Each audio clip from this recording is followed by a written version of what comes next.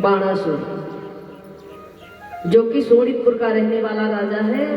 तो राजा होने के नाते भैया कहते हैं ना, प्रभुता पाई काय मद नहीं, कि सोनितपुर का राजा बाणासुर सोचने लगा कि मुझसे बड़ा कोई भक्त नहीं है। तो क्या हुआ भैया, एक दिन बाणासुर कहाँ पहुंचा, देवाधिदेव महादेव के पास पहुंचा। कहाँ? कैलाश पर्वत पे। कैलाश शिखर पर चारों दिस आनंद भाव उमड़ाने लगा, आनंद भाव उमड़ाने लगा, आनंद भाव उमड़ाने लगा। बाजो से स्वर से डमरू से जय हरि हरि शब्द सुनाने लगा।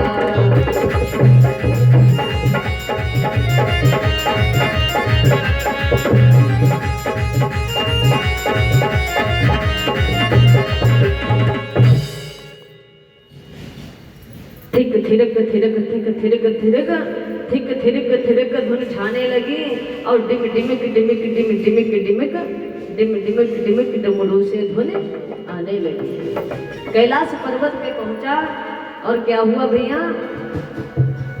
बाणासुर भैया बहुत बड़ा कलाकार था, कोई कमजोर कलाकार नहीं था। ये हमारे भैया से ने कम ना रहा, ये बाणासुर से कम नहीं है। तो बाणासुर आज कहाँ पहुंचा, कैलाश पर्वत पर। और कैलाश पर्वत पर जाकर के क्या किया, भगवान देवाधिदेव महादेव को प्रसन्न किया। अपनी रागनियों से महादेव को प्रसन्न करने लगा, रागों को गाने लगा, गीत को वो यानी अनेकों प्रकार के बाजों को उसने बजा करके देवाधिदेव महादेव को प्रसन्न करने लगा। अब भैया अब जब राग बजने लगा तो देवाधिदेव महादेव विवश हो गए और विवश होकर करके तांडव नृत्य करने लगे। भक्त के बाजों की धुन में राग बज रहा, रागिनियां बज रही।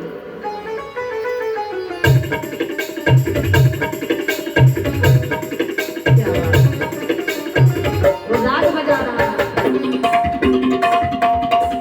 शिव को प्रसन्न कर रहा है।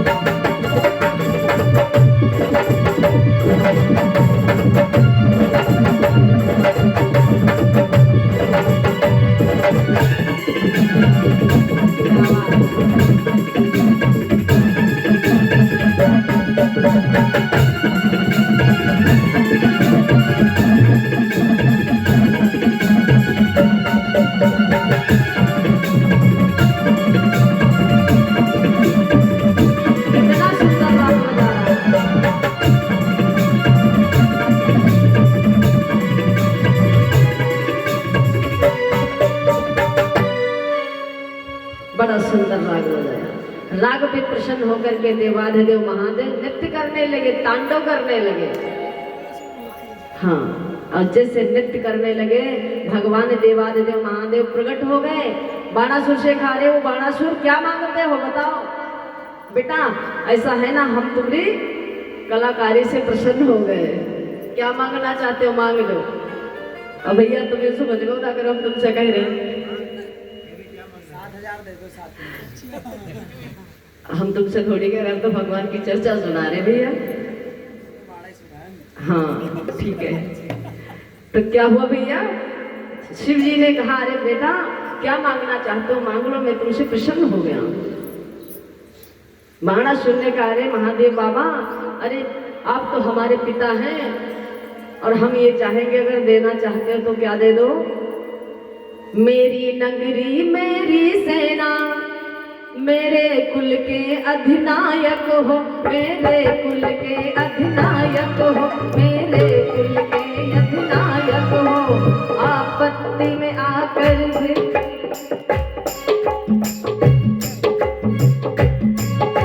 क्या कहने लगा, मेरी नगरी मेरी सेना, मेरे कुल के अधिनायक हो, मेरे कुल के अधिनायक हो। आपत्ति समय में ध्यान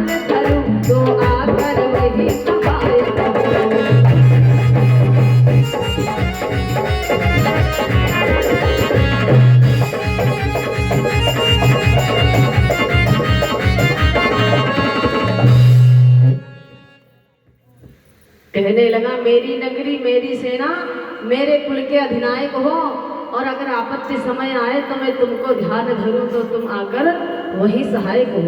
ये वरदान दे दो। और सुनो महादेव, एक वरदान ये भी दे दो कि हम अजर अमर हो जाएं। बाबा ने कहा बेटा और कुछ मांग लो, ये नहीं मिलने वाला। तो कहा बाबा ये नहीं दे सकते हो तो ये दे दो कि मेरे सहस्त्र भुजाएं हो जाएं। और जैसे कहा मेरे सहस्त्र भुजाएं हो जाएं, भोले बाबा ने वरदान दे दिया, जाओ यो मस्त बेटा 1000 भुजाएं हो जाएंगी। अब भैया बाणासुर 1000 भुजाओं पा करके मद में झूमता हुआ कैलाश पर्वत पर घूमने लगा। और जैसे भैया कैलाश पर्वत पर घूमने लगा, अब वो फिर भगवान देवाधिदेव महादेव की प्रार्थना क्या करने लगा, अपनी मस्ती में झूमता हुआ गा रहा है। भोले बाबा से प्रसन्न हो गया है तो झूमता हुआ नाचता हुआ आज कैलाश पर्वत पर घूमने लगा। क्या कहने लगा,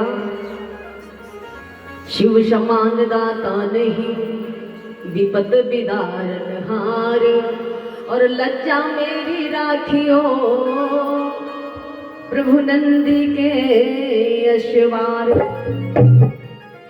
अब वो घूम रहा है, गा रहा है, बाबा तेरे सहारे शंभु तेरे सहारे मेरा परिवार है, बाबा तेरे सहारे मेरा परिवार है। तू ही मेरी नाव का माझी, तू ही पतवार है, शंभु तेरे सहारे बाबा तेरे सहारे मेरा परिवार है, बोल तेरे सहारे मेरा परिवार है।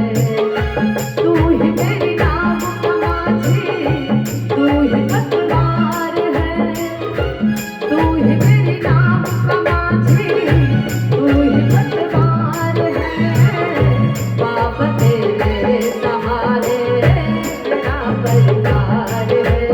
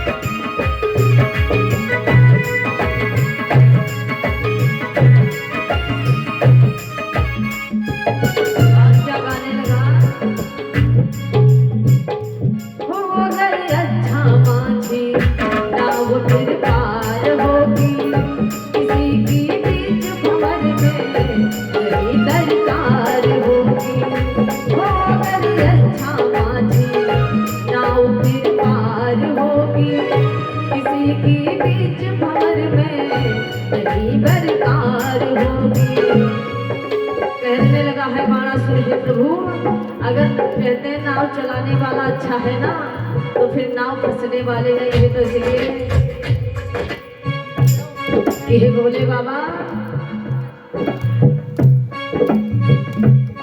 हे कैलाशवासी, शंभु तेरे सहारे भोले तेरे सहारे मेरा परिवार है, बाबा तेरे सहारे मेरा परिवार है, शंभु तेरे हवाले मेरा परिवार है।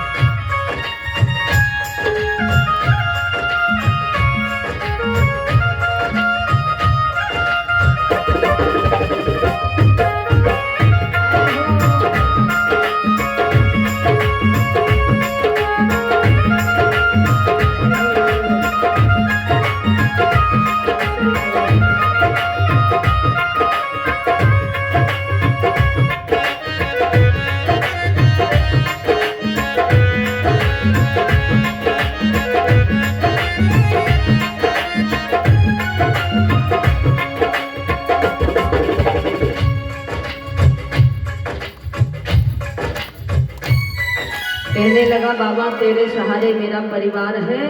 तो क्या हुआ भैया, झूमता हुआ आज वो बाणासुर अपनी नगरी को चला है, कहाँ, शोणितपुर को।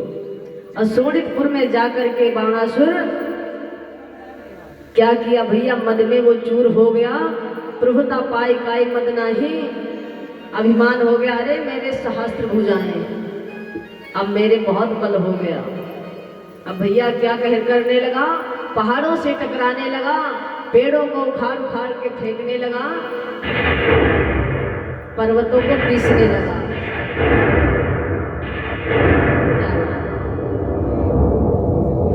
पर्वतों को यूं पीस देता था, मालूम पड़ता है कि उसके हाथ में कुछ छोटा सा कोई कड़ हो, इतना वो बलशाली हो गया। अब भैया कहते हैं कि जब विनाश काले विपरीत बुद्धि, जब विनाश का समय आता है तो बुद्धि काम नहीं करती। तो बाणासुर आज अत्याचार करने लगा। तो श्री सुखदेव जी महाराज बताते हैं, राजन परीक्षित संतों को सताने लगा, महात्माओं को भी सताने लगा। अब फिर भैया बात वही आती है कि जब संत पे दिक्कत आती है तो परमात्मा पहले दिक्कत में हो जाता है। तो इसलिए आज देवताओं में चिंता बढ़ गई। बोले देवाधिदेव महादेव आपके ऐसे ऐसे भक्त हैं कि ऐसे ऐसे वरदान आप दे देते हैं। तो कभी भस्मासुर को वरदान दे देते हैं तो वो आप ही का पीछा करता है, और कभी आप ऐसा वरदान दे देते हैं कि आज वो हमारी संतों को सताना प्रारंभ कर दिया। अब क्या हुआ भैया, बाणासुर ने क्या किया, संतों को सताना प्रारंभ कर दिया। अब उसके हाथों की खुजली नहीं मिटी तो कहाँ फिर पहुंचा, फिर भोले बाबा के पास पहुंचा। अब भोले बाबा के पास जाकर के बोला, अरे जय हो देवाधिदेव महादेव की जय हो, जय हो गुरु महाराज। भोले बाबा ने कहा अभी तो गया था और ये आ गया, फिर लौट कर क्या दोबारा तपस्या कोई करेगा। भोले बाबा ने कहा कहो बेटा कैसे आना हुआ।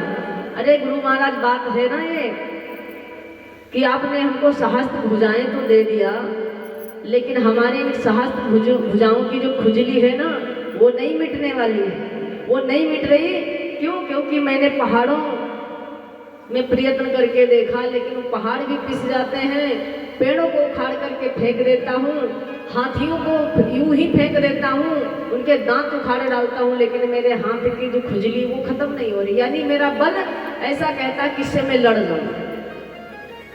तो क्या हुआ, शंकर जी से जाकर बोला प्रभु कोई योद्धा बतलाओ, प्रभु कोई योद्धा बतलाओ, प्रभु कोई योद्धा बतलाओ, मेरी सहस भुजाओं भगवन खुजलाहट मिटवाओ।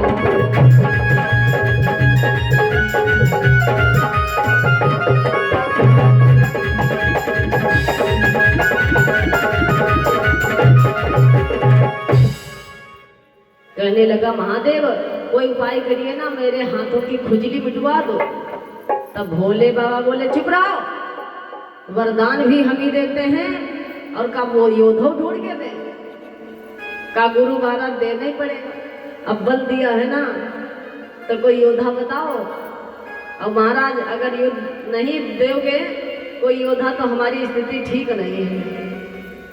अब महादेव सोचने लगे, भवानी की तरफ देखने लगे। अब मैया भवानी ने देखा, कहा महाराज और दैलो बल बहुत दाता, भस्मासुर को वरदान दिया था तो भस्मासुर ने आप ही का पीछा किया, और आज फिर इसको ऐसा वरदान दे दिया है कि ये आप ही के पास पहुंच गया है, तो महाराज निपट लियो। भोले बाबा ने कहा देवी हमको ऐसा लग रहा है कि कुछ हाथापाई करना चाहता है, तो ऐसा करो तुम अंदर जाओ। तो मैया भवानी उठ करके कैलाश पर्वत से इधर उधर साइड में हटी। और क्या हुआ, बाणासुर फिर बोला कि भोले बाबा बताओ ना हमारा काम कौन करेगा। भोले बाबा का कहा ना जाओ कोई ढूंढ लो योद्धा। कहा महाराज सबसे लड़ चुका हूँ, अब कोई नहीं युद्ध करने वाला है तो अब तुम ही युद्ध कर लो। और जैसे कहा तुम ही युद्ध कर लो, तब भोले बाबा सोचने लगे ये हमको लग रहा है इसे मानने वाला नहीं। तो भोले बाबा ने देखा, एते ये वो बताओ वीर कहीं या तुम ही दास का काम करो। एते ये वो बताओ वीर कहीं या तुम ही दास का काम करो। तुमने ही बल दे डाला है तो तुम ही आज संग्राम करो।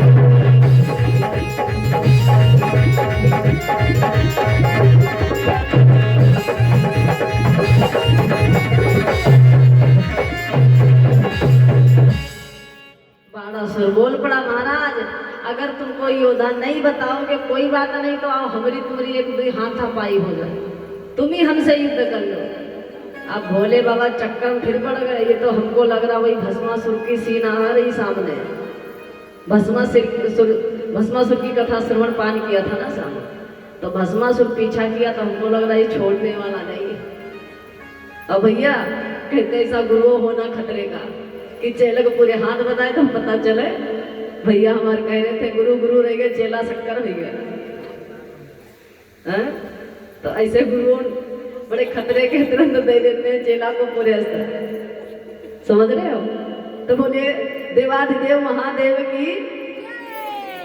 तो क्या हुआ, जैसे कहा ये वो बताओ वीर कहीं या तुम ही दास का काम करो, और तुमने ही बल दे डाला है तो तुम ही आज संग्राम करो। भोले बाबा ने कहा अरे रुक जाओ, ऊपर को उठाया हाथ, आ गया झंडा, पकड़ा दिया बाणासुर को, ले जाओ। बाबा क्या करूंगा इसको, कहते हो ना खुजली मिटाओ, युद्ध करना चाहते हो ना तो जाओ, तुम्हारे हाथों की खुजली कब मिट जाएगी, जिस दिन तुम्हारे घर का झंडा झुक जाए तो समझना खुजली मिटाने वाला घर ही में आ गया। अब भैया बाणासुर उस झंडे को लेकर के फिर चला, कहाँ पहुंचा, अपने महलों में जा करके वो झंडा लगा दिया अपने महल में। कहा भोले बाबा से युद्ध नहीं किया, इतनी बड़ी बात है। वो झंडे को लगा दिया, इंतजार करने लगा ये खुजली मिटाने वाला कब आएगा। गुरु महाराज ने तो कहा था कि इस झंडे को लगा दो और खुजली मिटाने वाला स्वयं घर में आ जाए। तो वो रोज सो के जागता है, सुबह पहले वो झंडे के दर्शन करता है, झंडे को देखता है कि देखे झंडा झुक गया कि नहीं झुका। अब क्या हुआ, प्रभु की कृपा से उस बाणासुर के घर में एक सुंदर कन्या ने जन्म लिया। और जैसे उस कन्या ने जन्म लिया तो भैया कहते हैं वो कन्या दिन प्रतिदिन बढ़ने लगी। क्यों, क्योंकि उस कन्या का जन्म हुआ था उषा काल में, इसलिए उस कन्या का नाम रखा गया था उषा। जिस बेटी ने जन्म लिया था तो उषा काल माने होता है सुबह सुबह, जब ओस पड़ रही हो, मुधेरा हो, उस समय उषा का जन्म हुआ था उषा काल में, तो इसलिए उसका नाम पड़ गया था उषा।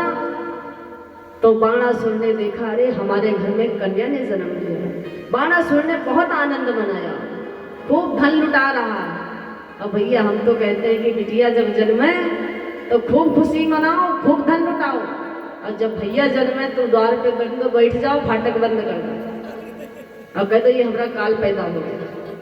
अब लेकिन यहाँ भैया हम देखते हैं अगर बिटिया जन्म ले ले कोई के घर में, किसी घर में, तो जो बूढ़ी अम्मा होती है घर की, तो पहले मुंह फुला के बाहर बैठी और उनसे पूछो अम्मा का हाल चाल, हाल खबर बताओ।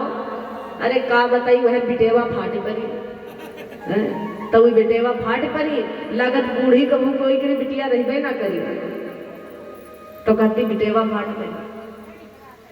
और लड़का जन्म है तो कहते अरे हमरे पैर में एक नाखून जाम पड़ा है भैया, ऐसे। और भले वही बेटे बड़े होकर के क्या कहते हैं, समय आने दो।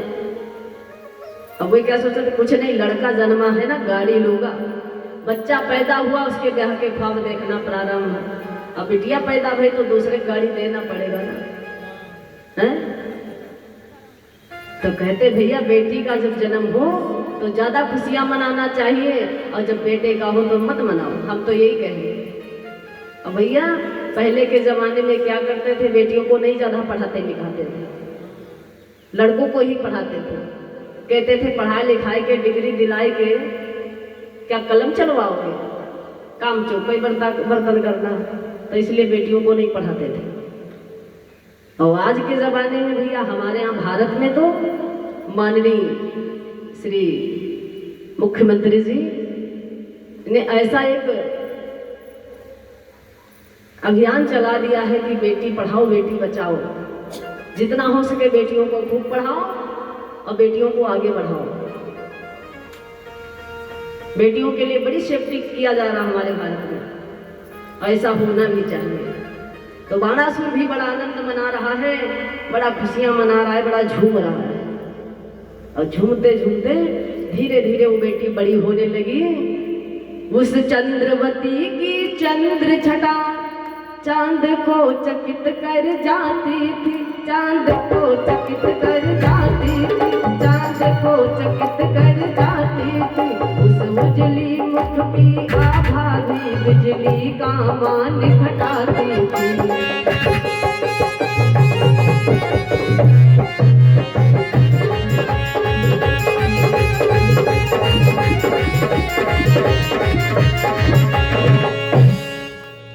वो बेटी दिन प्रतिदिन ऐसे बढ़ने लगी जैसे एक चंद्रमा शुक्ल पक्ष का होता है ना, दिन प्रतिदिन 15 दिन में बढ़ के भैया पूरा हो जाता है। चंद्रमा 15 दिन में ही पूरा हो जाता है। तो बेटी उसी की भांति बढ़ने लगी। बाणासुर ने देखा अरे हमारी बिटिया तो बड़ी होने लगी, तो क्यों ना बेटी का एडमिशन करा दिया जाए। तो बाणासुर अपनी कन्या को लेकर के कहाँ पहुंचा, फिर गुरु आश्रम में पहुंचा, गुरुद्वारे में। कहाँ? कैलाश पर्वत पे देवाधिदेव महादेव के पास। जय हो गुरु महाराज की, जय हो देवाधिदेव महादेव की जय हो। भगवान शिव के चरणों में लेट करके साष्टांग प्रणाम किया। अब गुरु महाराज ने देखा कि अब की बार में तो बाणासुर कन्या लेकर आया। अब पहले तो अपने आप को 1000 भुजाएं मांगी, का कन्या को 1000 भुजाएं दिलाएगा।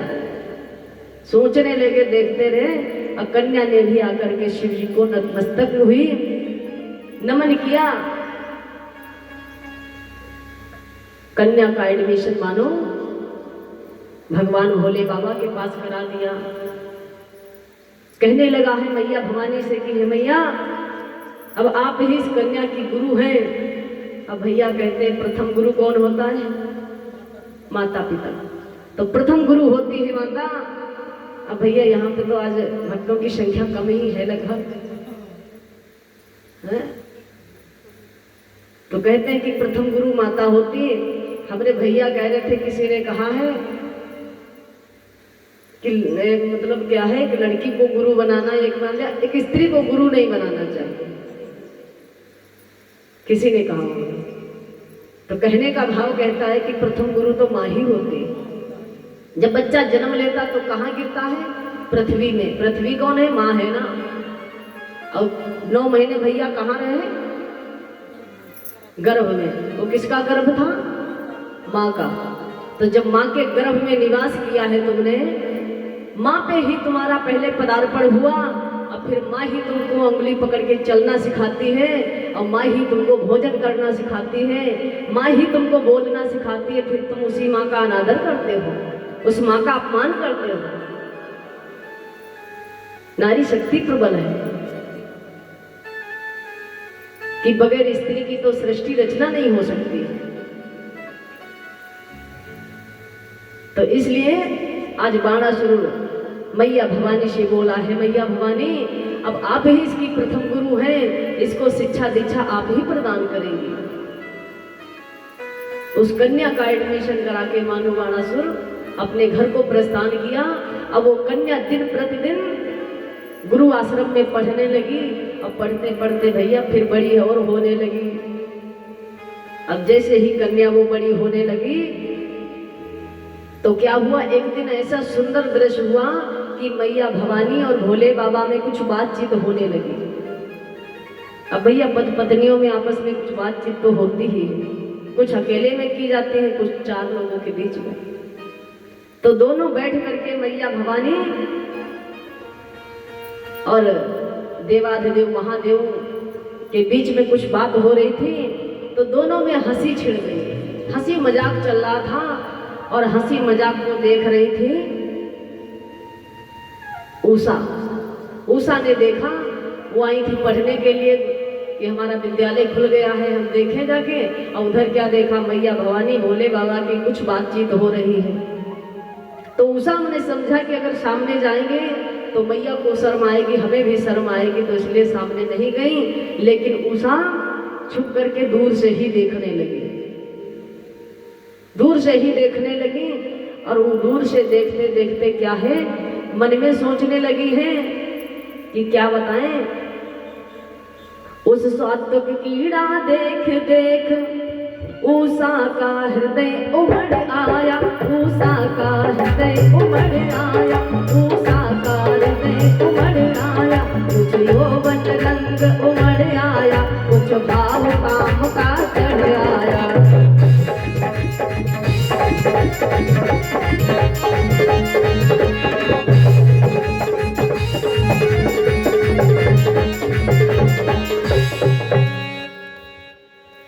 अब भैया क्या हुआ, कहते हैं कि जैसा दृश्य देखोगे वैसा ही तुम्हारे अंदर की जो भावनाएं हैं वही करने को सोचेगी। तो उषा ने क्या देख लिया, एक दृश्य देख लिया, मैया भवानी का, देवाधिदेव महादेव का प्रेम प्रसंग देख रही थी। और देखते देखते विचार करने लगी कि जिस प्रकार से मैया भवानी भगवान देवाधिदेव महादेव से बात करती हैं, और कहीं मेरी भी शादी हो जाए तो मैं भी इसी तरीके से अपने पति से प्रेम करती, बात करती।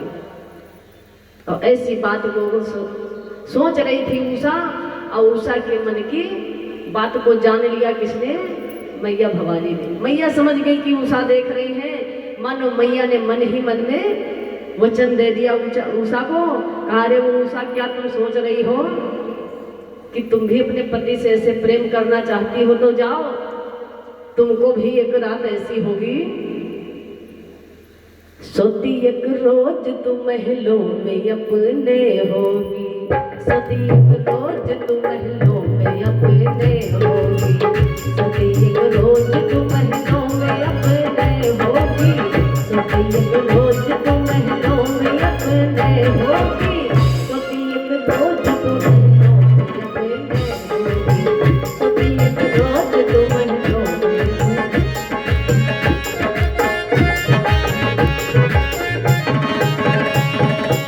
और क्या कहने लगी, मैया भवानी वरदान दे रही है, सुनो उषा,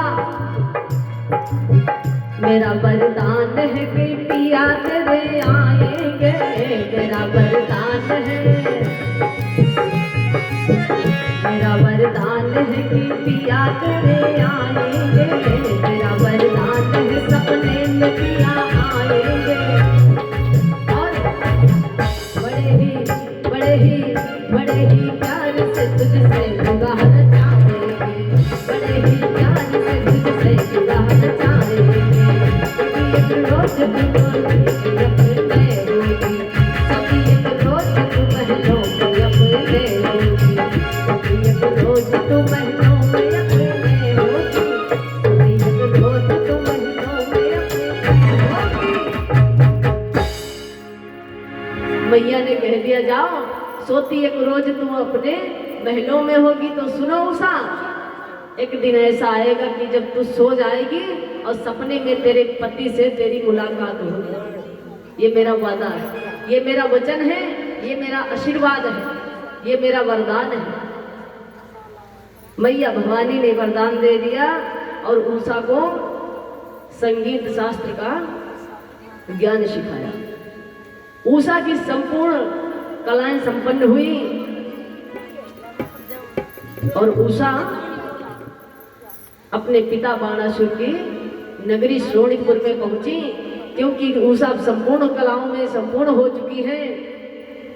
अब भैया बाणासुर बड़ा प्रसन्न है, बिटिया की कलाकारी को देख करके बड़ा प्रसन्न रह रहा है। हमारी बेटी किसी कला में पीछे नहीं है, हर एक चीज में आगे है। अब भैया बात सही है, जिसके बच्चे आगे नाम कमाते हैं ना, तो माता पिता तो गदगद होते ही हैं कि देखो हमारा बेटा अच्छे काम कर रहा। अब कहीं बिटिया या भैया गलत काम कर जाए तो माता पिता को शर्म लगती है बताने में। तो इसलिए आज बाणासुर बड़ा गदगद हो गया, अरे हमारी बेटी संपन्न हो गई, हमारी बेटी इतनी चतुर हो गई। तो बाणासुर ने क्या किया, बिटिया के लिए एक महल सुंदर सा बनवा दिया अलग, कि बिटिया के पास कोई नहीं रहेगा, बेटी अकेले अपने कक्ष में रहेगी, जैसी उसकी इच्छा है, मन प्रसन्न चित रहेगी। और उस महल पे लिखवा दिया उषा भवन, तीसरे का कोई प्रवेश नहीं। उस महल में उषा बड़ा शांति के साथ में रहने लगी और धीरे धीरे भैया माँ भवानी की कृपा बरसने लगी। जय जय गिरिवर राज की सोरी, जय महेश मुख कंद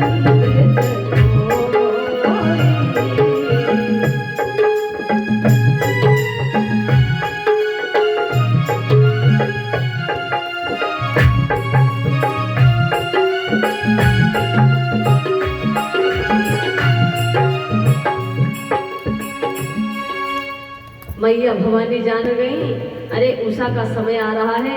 उषा ने कहा था मुझे मेरे पिया से बात होना चाहिए, तो आज वो रात्रि होगी जिसमें उषा की उसके पति की मुलाकात होगी। तो उषा अपने महलों में गई और देखा पिता ने बड़ा सुंदर महल बनवाया है, तो उषा उस महल में जाकर के अपने पलंग पे लेट गई और जाकर के वो सोने लगी। और जैसे भैया वो अपने पलंग पे जाकर के सोने लगी तो जे गज बदन खड़ानन माता जगत जननी दामिंद दिगाता। अरे मैया तो मन की बात को जान करके वरदान में कहा था जाओ सपने में पिया तेरे आएंगे और तुझसे विवाह रचाएंगे। तो भैया सपने में उषा की और बात हो रही थी, किसकी? सपने में कौन आया था? अनिरुद्ध जी महाराज, यानी कन्हैया के नतिया यानी पोता। कन्हैया के पोते का नाम है अनिरुद्ध, कन्हैया के बेटे का नाम है। भगवान कन्हैया की कितनी पत्नियां थी भैया? 16,109। हाँ, अब भैया अगर मान लो एक रानी की एक ही एक बेटी अगर हुई तो कितनी हुई? 16,000 9.5, 16,109 उतने बिटिया भाई, 9.5 तो नहीं लेकिन 9 बेटी हुई। और हर रानी के दो, एक रानी के 2 पुत्र पैदा होता है तो कितनी हो गई? बहुत पूरी लाइन है, पूरी बाजार है, मार्केट, पूरा क्षेत्र है बसा, इतनी बड़ी पार्टी। हाँ, तो कन्हैया प्रद्युम्न के बेटे हैं अनिरुद्ध जी महाराज। कृष्ण के पुत्र का नाम है प्रद्युम्न, अब प्रद्युम्न के पुत्र का नाम है अनिरुद्ध। तो क्या हुआ? उषा स्वप्न में देख रही है कि क्या है, उसकी मुलाकात हो रही थी अनिरुद्ध जी महाराज से। सपने में प्रेम बढ़ रहा था उषा का, और देखते देखते क्या हुआ, अचानक उषा की नींद खुल गई। और जैसे उषा की नींद खुली तो उषा तिलमिला उठी और झुलझुला करके बोली है सपना से, अरे वो सपना तू मेरा बैरी हो गया, तुझे शर्म नहीं आई? तूने नहीं देखा कि मेरी मुलाकात मेरे स्वामी से हो रही थी, मेरे पिया से हो रही थी, तो तुझे मेरा सुख नहीं देखा गया, इसलिए तूने मेरे पति को मुझसे बिछोक कर दिया। तो जा सपना, तू क्या समझता मैं तुझको छोड़ दूं? अरे मैं बाणासुर की बेटी हूँ, बाणासुर की। अब भैया बाणासुर के आदेश पे इंद्रादि देवता भी उसके चक्कर में चलते थे, चाकर बन करके पहरा लगाते थे बाणासुर के घर। तो उषा को वही अभिमान है, अरे हमारे पिता हैं बाणासुर और तूने हमारे पिया से बिछोक किया है, तो सुन मैं तुझको बंधवा लूंगी। सपना हाथ जोड़ के बोल पड़ा, देवी हम पे गुस्सा मत करो। अरे ये क्यों नहीं कहती मैंने तुम पे उपकार किया, अगर मैं ना आता तो तुम्हारे पति से तुम्हारी मुलाकात नहीं होती और तुम हमें मरवाओगी। दोष देना है तो क्यों नहीं निंदिया का देती हूँ? अरे बैरी तुम्हारी निंदिया है, मैं थोड़ी हूँ, मैं तो सपना हूँ। तो निंदिया से कहने लगी, अरे निंदिया तू बैरिन हो गई, तू ना जाती तो मेरे पति से मेरी कितनी अच्छी मुलाकात हो रही थी। अब भैया अगर सपना अच्छे देखते हो और जाग जाओ तो मन कहता गुस्सा आती सामने वाले, गलत जगा दिया ना। कहाँ मंदिर में बैठे थे, घंटे बज रहे हैं, घड़ियाल बज रहे हैं, कितना सुंदर कीर्तन हो रहा। अब कहीं भैया सपने में देखो, अब भैया अगर कोई सो रहा हो तो सोने वाले के पास जाओ भी सावधानी से। कभी कभी सपना भी ऐसा होता है कि आदमी सोते सोते कहो एकदम भाग पड़े, बिस्तर उस्तर बटोर के। और कभी कभी ऐसा होता है कि मानो को ऊपर से दबा दिया है? तो क्या है, गो गोचर जहां लग मन जाई सो सब माया जानो भाई। ये परमात्मा की कृपा है, परमात्मा की इच्छा है। तो एक बार सभी भक्तों से कहना, एक बार राम नाम लेंगे। गोविंद मेरो है, गोपाल मेरो है, गोविंद मेरो है, गोपाल मेरो है,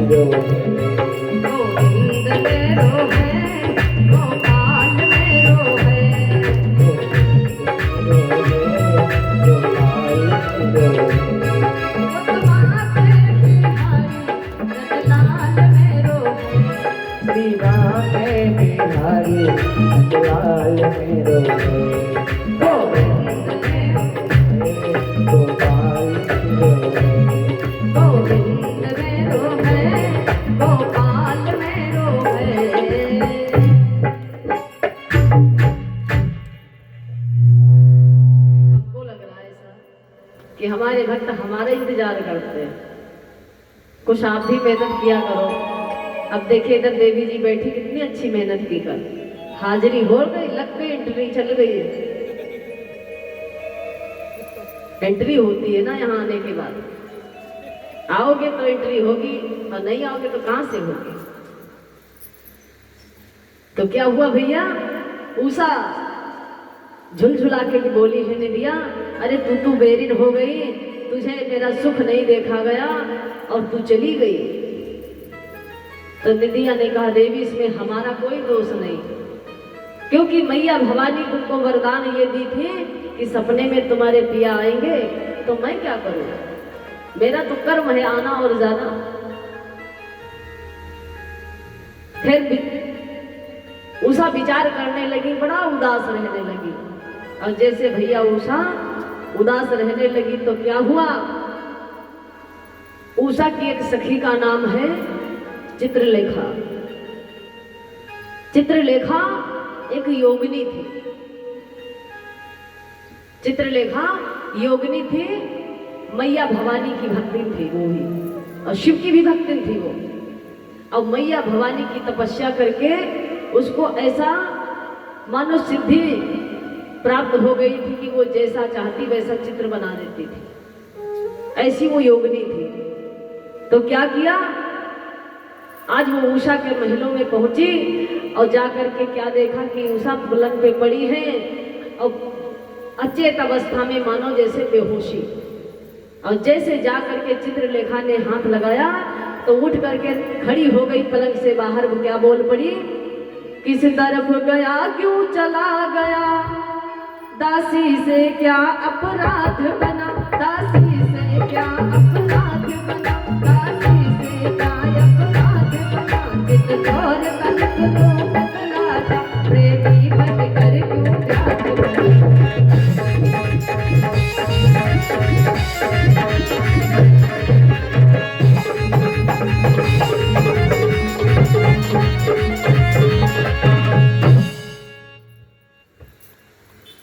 क्यों चला गया, किस तरफ गया, दासी से क्या अपराध हुआ, अरे चितचोर तनिक तो बतला जा, प्रेमी बनकर क्यों व्याध बना।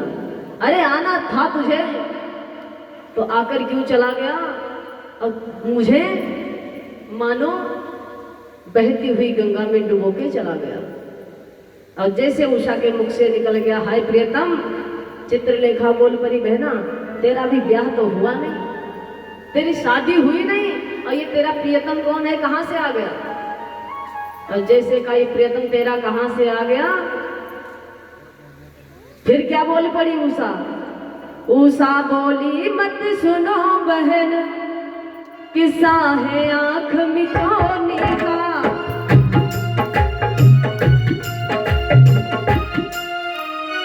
क्या बोली उषा, मत सुनो बहन, किस्सा है आंख मिचोली का।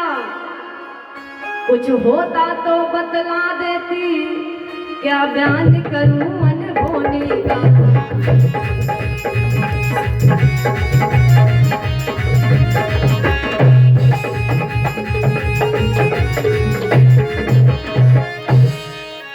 बोल पड़ी बहना, अरे क्यों पूछती हो, क्या फायदा है पूछने से। कुछ होता तो बतला देती, क्या बयान करूं अनहोनी का। अरे अनहोनी थी सो हो गई, का बहना बताओ ना।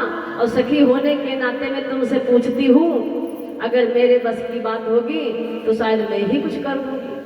तो उषा ने कहा, सुनो बहन, सपने में मैंने देखा है कि एक बड़ा सुंदर श्याम सलोना मुरली मनोहर सा नजर आया।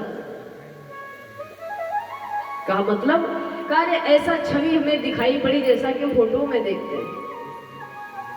अवकाश जैसे हमने देखा है चित्रलेखा ने कहा, बहना ठीक है, अगर ऐसी बात है तो सुनो, हम योगिनी हैं, योगिनी। अगर तुम्हारा प्रियतम है तो तुम पहचान जाओगी। हाँ हाँ पहचान जाएंगे। छवि बताओ। अरे छवि जब मैं बता देती तो मैं ढूंढवा लेती, छवि नहीं बता पाऊंगी। तो चित्रलेखा ने कहा, देखो हम बनाते हैं। अब भैया क्या हुआ, फिर बोल पड़ी, कहने लगी, बहना ऐसा है ना, तुम बार बार मुझसे पूछती हो, अब मैं क्या बताऊं वो कैसा था। रंग महल के 10 दरवाजे है सखी, रंग महल के 10 दरवाजे, न जाने खिड़की कौन सी खुली थी, सैयान कैसे गए मैं ना लड़ी थी, सैयान कैसे गए मैं ना लड़ी थी। रंग महल के 10 दरवाजे, रंग महल के 10 दरवाजे, ना जाने कौन सी खिड़की खुली थी, सैयान कसी गए मैं ना मिली थी, सैयान कसी गए मैं ना मिली थी।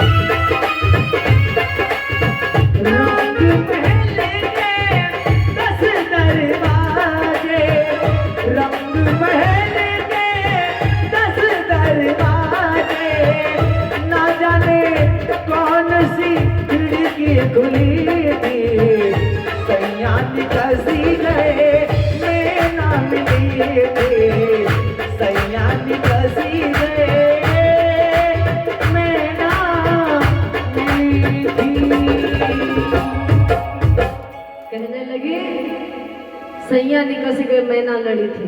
भैया सुना देते, बड़ा प्यारे भाव है, सुना देते, और ना सुनाते तो सुनते।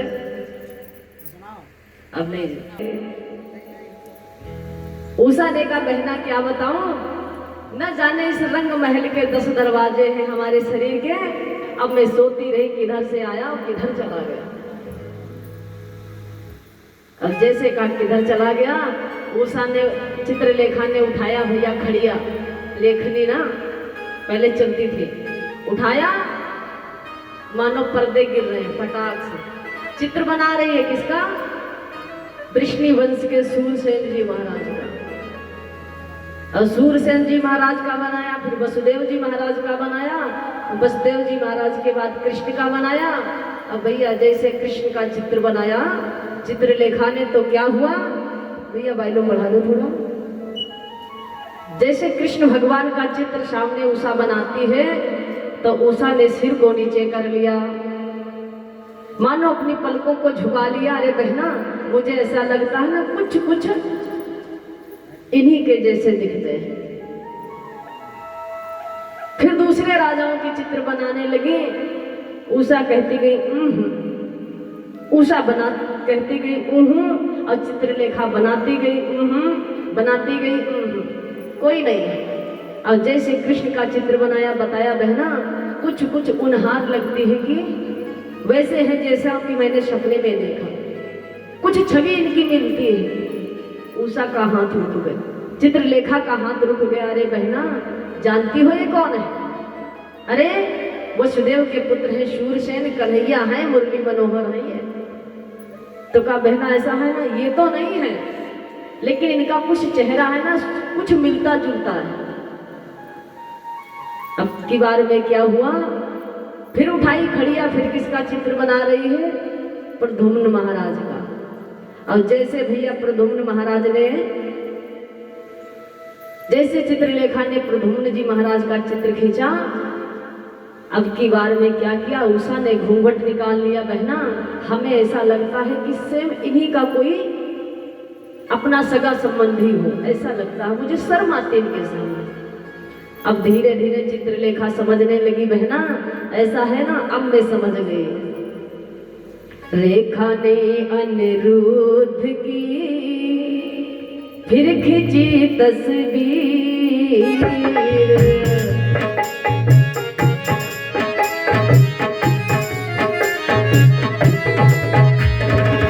उसे देख कर हृदय में रहा न पहला धीर।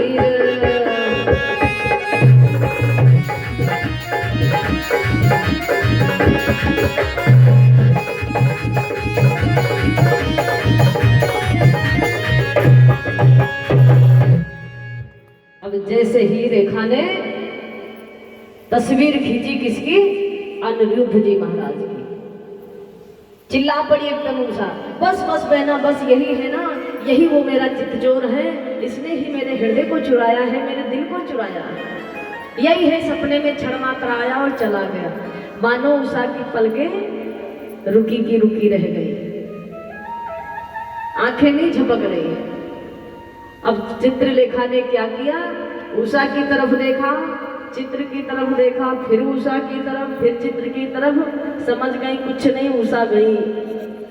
हाथ पलकाया, अरे बहना क्या हुआ? नहीं बोली। दोबारा फिर हाथ चलाया, नहीं बोली। तेज से झुलझुल झिटकार मारी, अरे क्या हुआ बहना, तुझे क्या हुआ? चेतना जगी, कुछ नहीं बहना ना, देख रही थी सपने में कैसे आए थे कैसे चले गए। अब जैसे का कैसे आए और कैसे चले गए तो चित्रलेखा समझ गई। अब भैया कहते हैं प्रेमी की गति प्रेमी जाने जो कोई प्रेमी होए। तो उषा के हृदय की बात को सखी समझ गई, कहने लगी सुनो बहना, मेरे पिता तुम्हारे पिता की सेवा करते हैं और मैं तुम्हारी सेवा करती हूँ। तो जिस प्रकार मेरे पिता तुम्हारे पिता के साथ में वफादारी करते हैं, उसी प्रकार मैं भी अपने प्राण दे करके तुम्हारे प्रियतम को तुमको मिलाऊंगी, प्रयास अवश्य करूंगी। अब क्या होता भैया, रेखा ने तत्काल ही किया चील का भेष और क्षण भर में उड़ती हुई गई द्वारिका देश। कहाँ पहुंची? द्वारिका।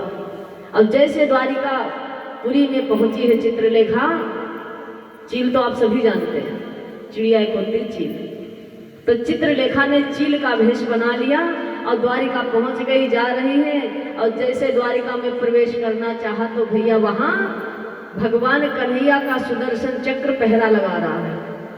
और चारों तरफ वो घूम रही है देवी की कैसे नगर में प्रवेश करें। बाबा नारद इतने में आ गए, ए उषा कहाँ जा रही हो? बाबा पहचान गए ना, ये रेखा जा रही है। तो बाबा चिल्लाए, अरे रेखा कहाँ जा रही हो? अरे बाबा जानते हैं आप तो कि उषा की सखी हूं ना, तो सखी के नाते से भले मुझे प्राण देने पड़े लेकिन मुझे द्वारिका जाना ही चाहिए।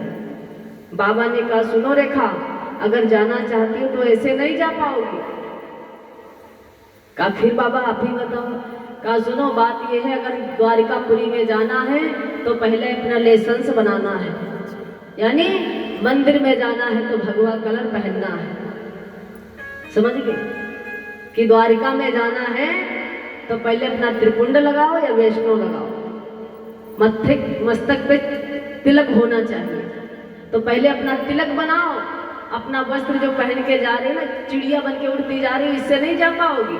अरे जल जाओगी, जल जाना चाहती हो तो भेष बदलो। अब जैसे जाओगी वो चक्र तुम्हें देखेगा, नतमस्तक हो जाएगा। अब भैया भक्त के सिवा कोई द्वारिकापुरी में नहीं जा सकता। अब जैसे बाबा नारद ने कहा अगर जाना चाहती हो तो भेष बदल के जाओ, तो क्या हुआ, बाबा नारद मानो आज उसके गुरु बन गए। तो चित्रलेखा कहने लगी, बाबा तुम कहते हो वैष्णो लगाओ, लेकिन मैं देवी की भक्तिन हूँ, मैं शिव की भक्तिन हूँ, अगर जाऊं तो मैं ये रामानंदी चंदन कैसे लगाऊं? बाबा नारद डांट दिए, मूर्ख मत बनो, अरे जाना चाहती हो तो वैष्णो चंदन लगाओ, नगर में प्रवेश करो। अरे बाबा कहा ना मैं शिव की भक्ति हूँ, त्रिपुंड को छोड़ के कैसे वैष्णो लगाऊं? बाबा नारद ने बड़ा सुंदर उपदेश दिया। अरे रेखा क्या समझती हो, राम के इष्ट है शिव और शिव के इष्ट है राम, एक दूसरे के तो पूरक है। अरे भेद तुम समझ रही हो, वो थोड़ी समझ रही। राम के इष्ट कौन है? देवाधिदेव महादेव, और देवाधिदेव महादेव के इष्ट कौन है? राम। इनमें कोई भेद नहीं। क्यों? क्योंकि जब राम ने लंका पे चढ़ाई करना चाहा था तो क्या किया था, पहले समुद्र के किनारे शिवलिंग की स्थापना करके रामेश्वर की पूजा किया, तब जाकर के वो लंका में प्रवेश कर पाए थे। अरे वो तो रावण की नगरी थी तब, और यहाँ तुम जा रही हो स्वयं उसी राम की नगरी में, अरे उसी कृष्ण की नगरी में जा रही हो, कैसे प्रवेश पाओगे? मानो आज चित्रलेखा को ज्ञान हुआ, तत्काल तुरंत उसने वैष्णवी भेष बनाया, और भेष बना करके नगर में प्रवेश करने से पहले उस नगर को प्रणाम किया। अब भैया ध्यान रहे कि हम सब भक्तों को ये कहना चाहेंगे कि किसी नगर में जाओ, किसी देश में जाओ, पहले उस नगर को प्रणाम करो। क्यों? जाने कौन सा देवता उस नगर की रक्षा कर रहा हो। और नगर में भैया प्रवेश करे, कहीं पहरे पड़ गए तो कल्याण हो गया, सीताराम। तो इसलिए नगर में जाओ तो पहले उस नगर के देवी देवता को नमन करो। प्रवेश नगर कीजिए सब काजा, हृदय राखी कौशलपुर राजा। अरे हे प्रभु, मैं इस नगर में प्रवेश कर रही हूँ, यहाँ का कोई देवता हो, कोई राक्षस हो, कोई गंधर्व हो, तुम जानो, हम कुछ नहीं जानते। कुछ नहीं होगा, तुम्हारा बाल बांका नहीं होगा। अब भैया अगर नमन किए चले गए, अब भैया आपके गांव में बड़े लंबे भूत हैं, रात भर चिल्लाते हैं। अब ये बात सत्य है, कोई हंसी की बात नहीं। हाँ सच में भैया, जिस दिन प्रथम दिवस था, रात्रि में हम कहना तो नहीं चाहेंगे, लेकिन बात आई तो जरूर कहेंगे।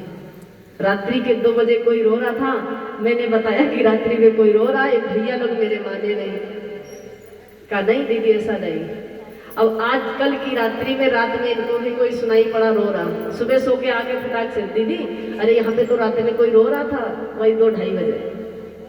हमने कहा वही होएंगे बेचारे, अब कर्मों की गति है। तो कहने का भाव, उस नगर में प्रवेश करने से पहले उस नगर को प्रणाम करो, तब उस नगर में प्रवेश करो। कुछ नहीं होगा, ये मेरी गारंटी है। अब भैया इसके लिए एक मंत्र भी बता देंगे, उस मंत्र को याद करके जाओगे तो कुछ नहीं होगा। हाँ बड़ा सुंदर मंत्र है, पंचांग में लिखा है भैया। तो क्या हुआ चित्रलेखा आज उस नगरी को प्रणाम किया, फिर द्वारिकाधीश को प्रणाम किया। अरे द्वारिकाधीश सहायता कर दो ना। बाबा नारद ने कहा कि सहायता मांग लो। अब जैसे कहा द्वारिकाधीश मेरी मदद कर दो। अब क्या हुआ भैया, वो चित्रलेखा नगर में प्रवेश किया और जैसे नगर में प्रवेश किया, क्या देखा, अनिरुद्ध के महलों में गई। अनिरुद्ध तान दुपट्टा सो रहे हैं। अब रेखा सोचने लगी हमें अनिरुद्ध की चोरी करना है तो कैसे करना है। तो चित्रलेखा ने पलंग सहित उठाया, अपने नगर को प्रस्थान किया। कहाँ? शोणितपुर को। शोणितपुर में आकर के चित्रलेखा उषा के भवन में प्रवेश किया। कहा सखी मैंने कहा था ना कि प्राण देकर भी तुम्हारी मदद करूंगी।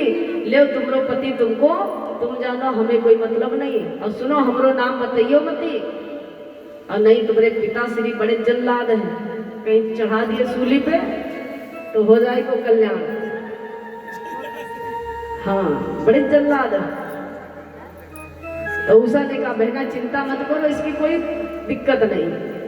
पिताश्री कुछ नहीं कहेंगे, जाने ही नहीं पाएंगे, क्योंकि मेरे महल में कोई दूसरा प्रवेश नहीं करता। अब भैया अनिरुद्ध जी महाराज सो रहे हैं। उषा विचार करती है सोते हुए को कैसे जगाएं, जाने किस स्थिति में होंगे, कैसे होंगे, और हमें नहीं जगाना चाहिए। तो उषा बार बार पंखा झीलती है, पलंग के पास पहुंचती है, पलंग से फिर नीचे जाती, धीरे धीरे चरण दबाती है, फिर वापस नीचे बैठ जाती है। कैसे प्रियतम को जागूं, बड़ा सोच विचार में है। प्रियतम नहीं जागत रेन भई, ये हमारे भैया कलावती देवी जी।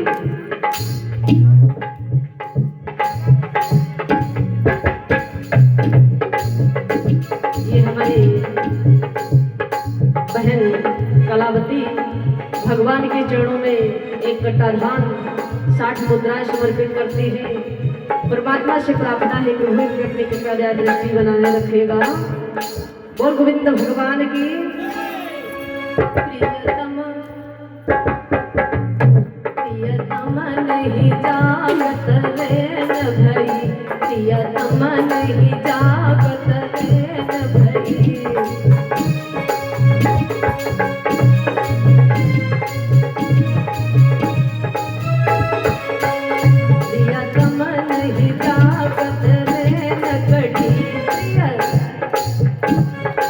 सोचने लगी कि प्रियतम नहीं जाग रहे, रेल कटी जा रही है और कहीं सवेरा हो जाएगा तो कैसे बात हो पाएगी। तो क्या सोचती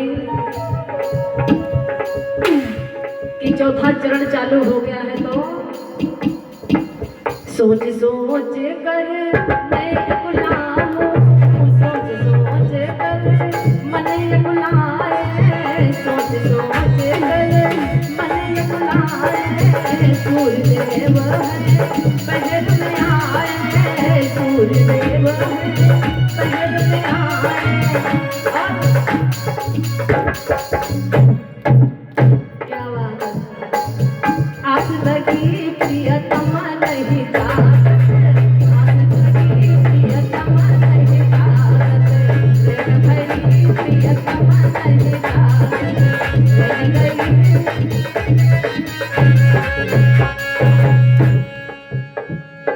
उषा कहने लगी कि मन में आस लगी है, सूर्यदेव अपने मार्ग को चल दिए हैं, लेकिन हमारे स्वामी नहीं जाग रहे हैं, तो कैसे जगाऊं भैया। क्या हुआ, फिर सोचने लगी कि सूर्यदेव तो निरुदय होने को हो रहे हैं लेकिन नहीं जाग रहे हैं। अब मने मन में उषा बार बार विचार करती है, दिल तो कहता है गले से न जुदा होने दे। विचार कर रही है,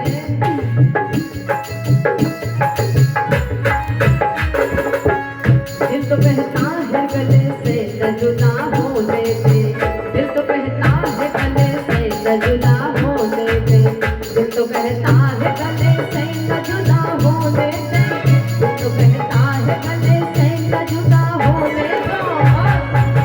कंठ को कंठ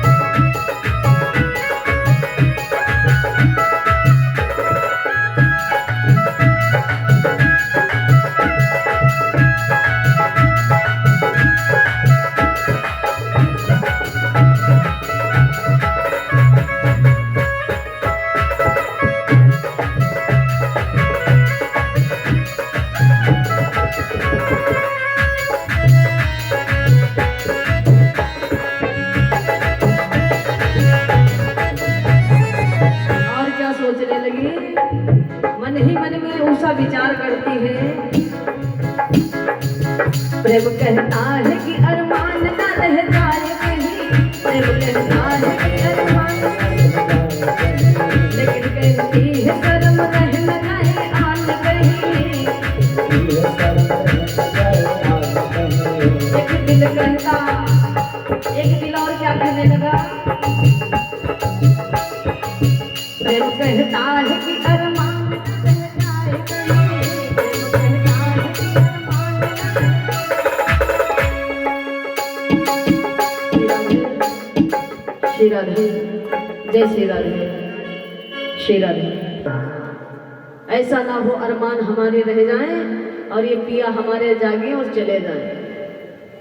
क्या हुआ, अचानक अनिरुद्ध जी महाराज की नींद टूट गई और अनिरुद्ध जी चिल्ला पड़े, हाय बाबा, हाय तासरी, हाय दाऊ भैया, दाऊ बाबा, हम कहाँ आ गए। चारों तरफ देखने कोई रास्ता नहीं। उषा बोली, महाराज चिल्लाओ ना। बोले, अरे देवी तुम कौन हो, कैसे आई, कहाँ से आई, हम हैं कहाँ। करे, महाराज आप इस समय सोडितपुर में हैं और मेरे पिता हैं बाणासुर और मैं बाणासुर की कन्या हूँ उषा। महाराज मैंने स्वप्न में तुम्हारा, हमारा मुलाकात हुई, हमारी आपकी आलिंगन हुआ, इसलिए महाराज मैंने आपको बुलवा लिया। मेरी सखी चित्रलेखा ने आपको लाया है यहाँ तक। अब जैसे उषा के मुख से सुना, और भैया मानो बातों ही बातों में उषा कहने लगी है कि ये सोनीपुर राजधानी है जिसमें बाणासुर रहते हैं और यहाँ घर उनकी बेटी का है और उषा दासी को कहते हैं महाराज ये हमारा भवन है। अब भैया कहते हैं कि प्रेम की बात कितना भी छुपाओ लेकिन जमाने से निराली देखी, ये छुपता नहीं है और जितना छुपाओगे इतना ही ये सामने आएगा। तो इसलिए उषा की अनिरुद्ध जी महाराज की वार्तालाप हुई, बातों ही बातों में प्रसंग बढ़ा और प्रसंग बढ़ा तो प्रेम हुआ, मानो अनिरुद्ध जी महाराज का और उषा का समागम हुआ।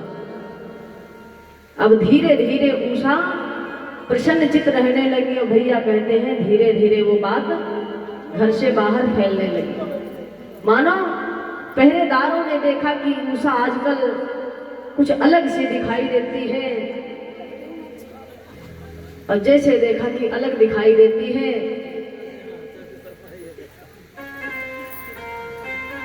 बोल गोविंद भगवान की, मानो उषा और अनिरुद्ध जी महाराज का प्रेम प्रसंग हुआ। अब धीरे धीरे पहरेदारों को ऐसा लगा कि हमें लग रहा है कि उषा का हाल चाल ढंग हमें कुछ अच्छा नहीं लग रहा। तो इसलिए क्या हुआ भैया, धीरे धीरे आपस में बात होने लगी। अब कुछ समय व्यतीत हो गया, उषा अपनी माँ के भवन में नहीं गई। अब माता को ऐसा लगा कि काफी दिन हो गए हैं बेटी नहीं आई है, तो माता का दिल बोल उठा कि ऐसा तो नहीं कि बिटिया हमारी कहीं अंदर ही अंदर गुल खिला रही है। तो माता ने अपनी दासी को भेजा, उषा को महलों में बुलवाया। उषा माँ के पास पहुंची, माँ ने कहा बेटी बहुत दिन हो गए तुम हमारे पास नहीं आई। उषा कहने लगी माता क्या करें, अब पिताश्री ने एकांत में महल बनवा दिया तो इसलिए उसी में रहना रहता। अब माता ने देखा नीचे से लगाकर ऊपर तक, उषा तुम्हारा कुछ ढंग मेरी समझ में नहीं आ रहा है। अब उषा बैठी यहाँ है, मन लगा है वहाँ कहाँ अनिरुद्ध जी महाराज। ऐसा ना हो कि हम यहाँ हैं और पिताश्री वहाँ महल में पहुंच जाए, चोर है ना अंदर। तो इसलिए उषा बड़ा घबरा रही है अंदर अंदर। बात तो माता से कर रही है, उठती है माता, ठीक है अब हम जा रहे हैं, फिर आएंगे मुलाकात होगी। माता ने कहा सुनो, नहीं जाना, पकड़ के बैठा लिया, बिटिया आज नहीं कल नहीं, 1-2 दिन अब तुम मेरे पास रहोगे। उषा ने कहा माता ऐसा है ना, आजकल हमारा स्वास्थ्य कुछ ठीक नहीं रहता, तो हमारा मन कहता हमसे कोई बात ना करे, हम एकांत में रहना चाहते हैं। अब तो माता ने पूरा संकेत समझ लिया कि इसका मतलब कहीं ना कहीं उषा दिख चुकी है। तो माँ ने कहा तो कुछ नहीं, अब माता भैया ऐसी होती कि बेटी की तो बात छुपाएगी है। उषा अपनी महलों में फिर प्रवेश की। अनिरुद्ध जी महाराज के पास पहुंची और इधर भैया पहरेदारों ने जा करके बाणासुर को बता दिया और जा करके बाणासुर से कहा, महाराज हमें ऐसा लग रहा है कि आपकी बेटी के महलों में कोई चोर घुस आया है। और जैसे कहा, महाराज हमें ऐसा लग रहा है कि बेटी के महलों में कोई चोर घुस आया है, तो बाणासुर ने क्या किया, कहा जा करके उस महल को घिरवा लो। घिर गया महल झट उषा का, रणधीरों से सरदारों से, रणधीरों से सरदारों से, रणधीरों से सरदारों से, ममता का स्वागत होने लगा जल्लादों की तलवारों से।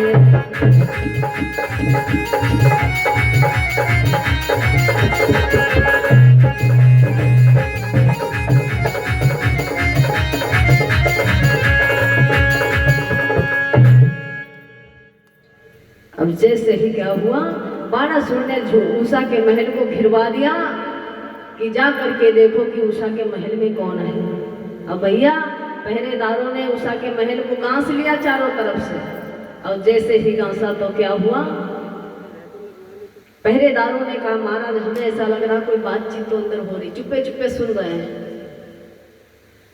अब बाणासुर पहुंचा तो क्या देखा, अरे बेटी के साथ में तो अनिरुद्ध जी महाराज की बातचीत हो रही है, पासा खेले जा रहे हैं, खेल चल रहा है अंदर। बाणासुर ने खिड़की से देखा, विचार करने लगे, अरे देखने में तो मेरी बेटी बड़ी सरल लग रही थी, बड़ी सुंदर लग रही थी, बड़ी सुशील लग रही थी, लेकिन हमें लग रहा है ये कोई पुरुष कोई ऐसा वैसा नहीं होगा, हो ना हो ये मेरी बेटी का कोई प्रेमी ही है, क्योंकि ये कोई नया व्यक्ति मेरी राजधानी का नहीं है। और जैसे विचार किया तो जाकर के देखा कि उषा के महलों में अनिरुद्ध और उषा में पीड़ा हो रही है। और पीड़ा को देख करके विचलित हो गया बाणासुर। और जैसे ही बाणासुर विचलित हुआ, आवाज लगाया उषा को, उषा दरवाजा खोलो ना। अब उषा सोच रही है अनिरुद्ध जी महाराज को इतना जल्दी कहाँ छुपा दे, कोई छोटी वस्तु तो छुपा दी जाए। अब विचार कर रही, पलंग इधर उधर झाड़ रही, महाराज छुप जाओ ना, पिताश्री आ गए। बार बार कह रही महाराज यहाँ छुप जाओ वहां छुप जाओ। अनिरुद्ध जी महाराज डांट दिए, चुप रहो, क्या जानती हो कि मैं चोर हूँ? मैं चोरी करने आया तुम्हारे घर में? मैं थोड़ी आया था, तुमने मुझे मंगवाया। कहो ना अपने पिता से कि तुमने मुझे मंगवाया।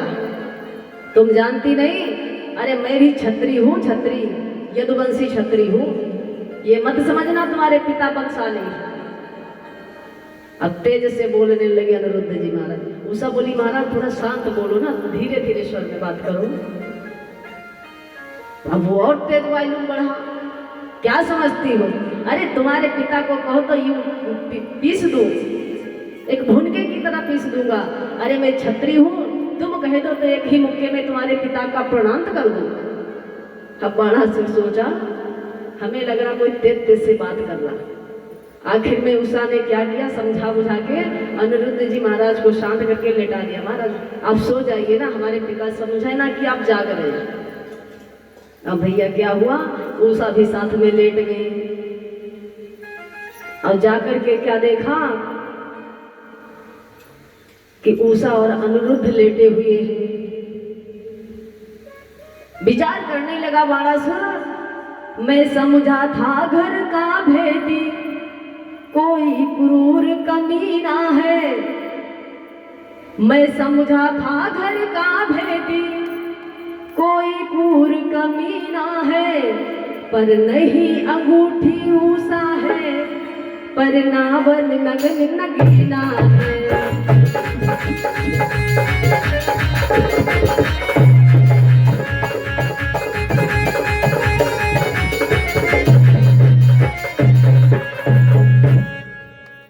क्या देखा, मैं समझा घर का कोई क्रूर कमीना होगा, लेकिन नहीं, अगर उषा अंगूठी है तो ये नागर नवल नगीना है।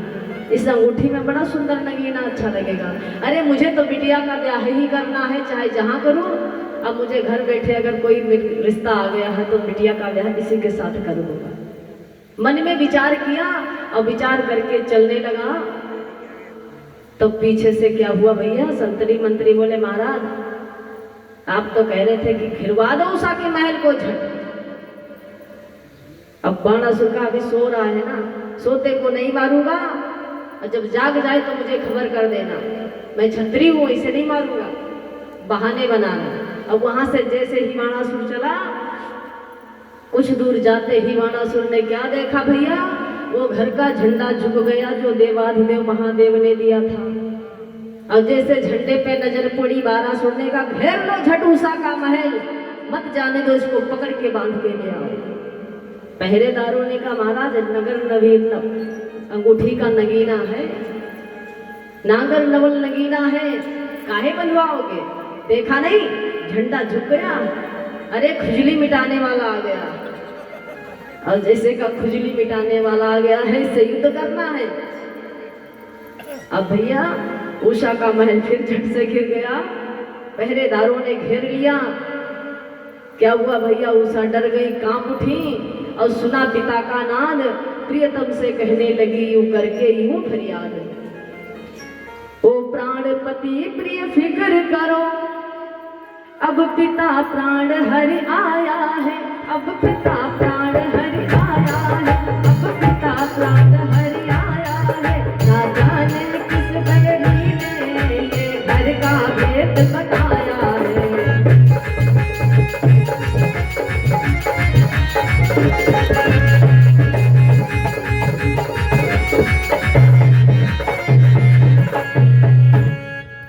कहने लगा अरे वो प्राण प्रियतम फिक्र करो प्राणों की, अभी पिता प्राण हरि आया है, ना जाने किस हत्यारे ने मेरे भीतर का हाल बताया। अब फिर अनिरुद्ध जी महाराज बोले चुप रहो देवी, अरे तुम आदेश कर दो ना तो कहो कि आकाश की गति में जो चलने वाले पवन देव है ना उनको रोक दूंगा। तुम कह दो तो पृथ्वी को पलट दूंगा।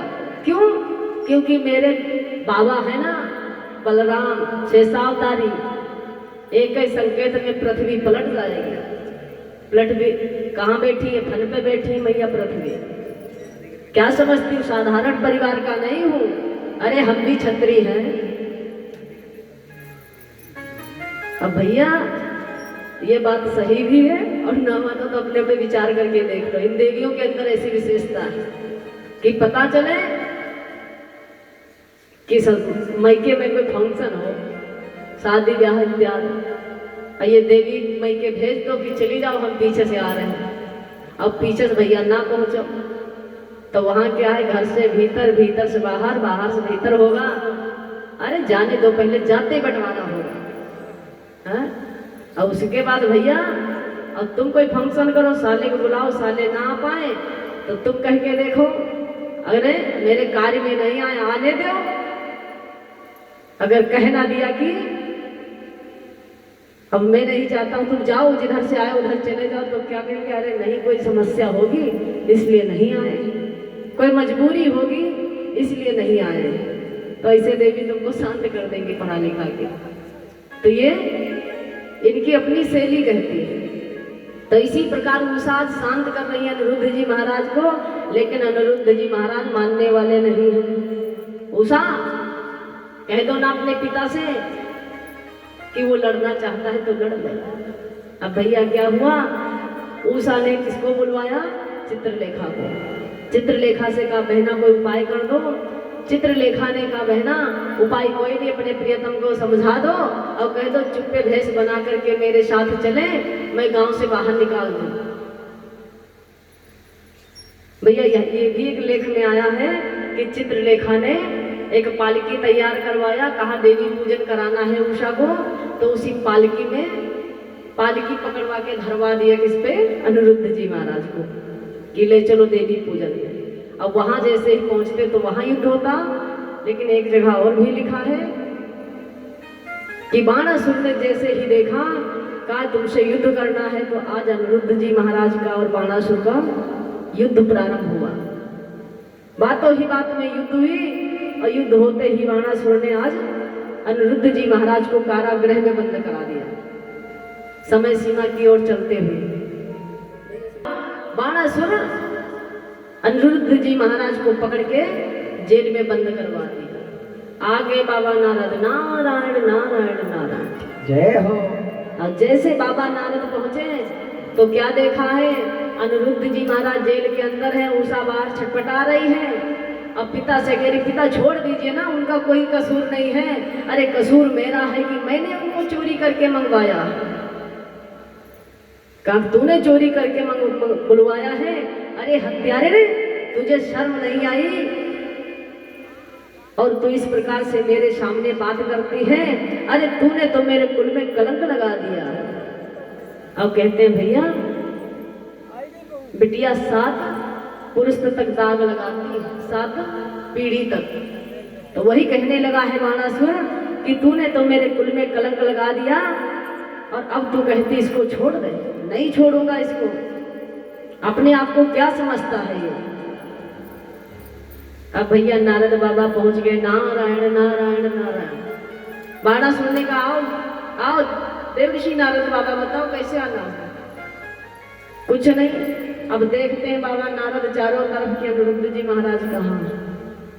अब नजर पड़ी, अनिरुद्ध अंदर से चिल्ला रहे, अरे बाबा हमारी बात तो सुनो, हम नहीं आए हैं, चाहे हमसे कसम खवा लो, हम यहाँ नहीं आए। इन्होंने हमको चोरी से मंगवाया और इन्होंने हमको इसमें बंद करवा दिया।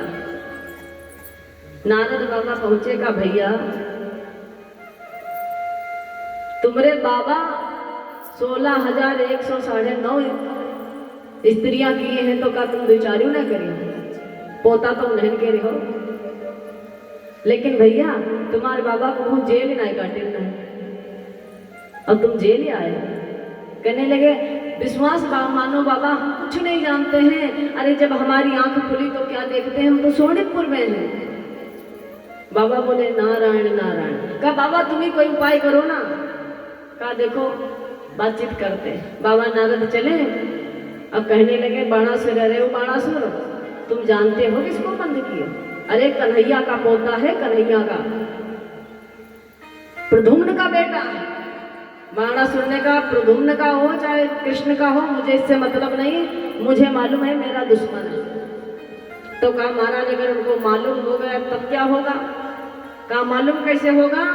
जो मालूम बताने जाएगा ना उसको पहले मारूंगा। बाणासुर ने कहा। बाबा नारद चल दिए, तुम जानो हमें क्या मतलब। नारायण नारायण नारायण। चल दिए बाबा नारद। कहाँ पहुंच गए बाबा नारद? द्वारिकापुरी। नारायण नारायण नारायण। कृष्ण ने देखा, आओ आओ नारद आओ। समझ गए ना, बिना प्रयोजन नारद का आगमन नहीं होता। अब भैया भगवान सब कुछ जानते हैं, लेकिन जानते हुए भी अनजान बन रहे हैं। हाँ सब कुछ जानते हैं लेकिन कहते नहीं, जनवाना नहीं चाहते। और जैसे ही प्रभु के पास पहुंचे, बाबा नारद ने कहा चारों तरफ देखा, आजकल क्या बात है, घर में बड़ा सन्नाटा है।